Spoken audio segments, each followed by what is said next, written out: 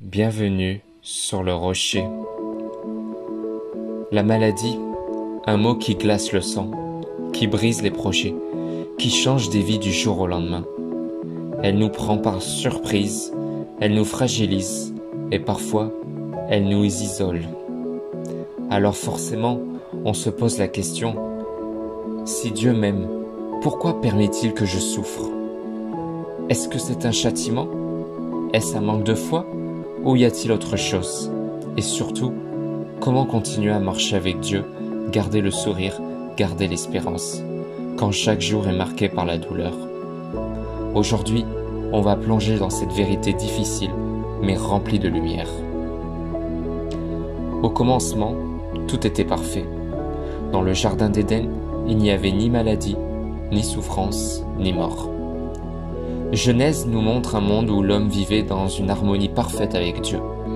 Mais le péché est entré dans le monde, et avec lui la souffrance, la séparation, et oui, la maladie, comme il est dit dans Romains chapitre 5 au verset 12. Ça ne veut pas dire que chaque maladie est une punition directe de Dieu. La Bible nous montre clairement que même les enfants fidèles de Dieu peuvent tomber malades. Prenons l'exemple de Timothée, qui avait souvent des problèmes d'estomac, dans 1 Timothée chapitre 5 au verset 23. Épaphrodite a été malade au point de frôler la mort, dans Philippiens chapitre 2 au verset 27. La maladie fait partie de la condition humaine, mais elle ne définit pas notre valeur aux yeux de Dieu. Dieu n'est pas l'auteur du mal, mais il peut transformer une situation douloureuse en quelque chose de beau. Paul en parle dans 2 Corinthiens chapitre 12 au verset 7 à 10. Il avait une écharde dans la chair, une faiblesse persistante. Il a supplié Dieu de l'en délivrer, mais Dieu lui a répondu « Ma grâce te suffit, car ma puissance s'accomplit dans la faiblesse. » Cela veut dire, dans la maladie, on peut expérimenter une intimité plus profonde avec Dieu. Quand on n'a plus nos forces, on apprend à dépendre entièrement de lui. Notre souffrance peut devenir un témoignage puissant. Les autres voient notre foi malgré la douleur, et cela les interpelle. La maladie nous rappelle que notre espérance est éternelle. Notre corps est fragile, mais une vie sans douleur nous attend dans le royaume de Dieu. Dieu peut prendre nos moments les plus sombres et les transformer en lumière pour nous et pour les autres. Comment garder l'espérance au milieu de la douleur? Vivre avec la douleur physique ou émotionnelle est un combat quotidien. Mais la Bible nous donne des clés. Prier pour la guérison sans relâche. Jacques chapitre 5 au verset 14 à 15 nous encourage à demander la prière des anciens de l'Église et à nous confier à Dieu. S'entourer de frères et sœurs en Christ. Ne reste pas seul avec ta douleur. La communauté chrétienne est là pour soutenir, écouter, intercéder. Se nourrir des promesses de Dieu. Quand le découragement frappe, proclame la parole. L'Éternel est près de ceux qui ont le cœur brisé. Psaume 34, verset 19. Et se rappeler que Jésus lui-même a souffert. Ésaïe chapitre 53, verset 4 dit qu'il a porté nos souffrances. Il sait ce que c'est que de vivre la douleur.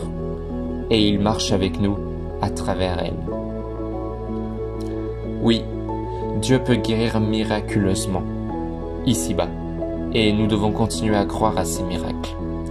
Mais notre espérance ne s'arrête pas là. Apocalypse chapitre 21 verset 4 nous donne une promesse incroyable. Il essuiera toute larme de leurs yeux, et la mort ne sera plus. Il n'y aura plus ni deuil, ni cri, ni douleur, car les premières choses auront disparu. Cela veut dire que peu importe combien cette vie est difficile, une guérison complète nous attend dans sa présence. Plus de cancer, plus de maladies chroniques, plus de souffrance, juste la paix parfaite. Et cette espérance, personne ne peut nous l'enlever. La maladie n'est pas la fin de l'histoire. Dieu peut agir même au milieu de la douleur. Il peut la transformer en force, en témoignage et en bénédiction.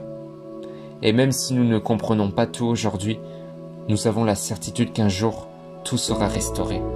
Alors même dans les larmes, même dans la fatigue, tu peux dire « Seigneur, je t'appartiens, je t'aime et je me confie en toi. » Si ce message t'a parlé, souviens-toi, Même dans tes nuits les plus sombres, Dieu n'est pas absent. Il marche à tes côtés, il pleure avec toi, et il te porte quand tu n'as plus de force. Alors ne baisse pas les bras. Accroche-toi à cette vérité. Ton histoire ne se termine pas avec la maladie, elle se termine dans la gloire avec Jésus. Abonne-toi pour plus de messages bibliques qui fortifient ta foi et partage cette vidéo à quelqu'un qui a besoin d'entendre que l'espérance est plus forte que la douleur.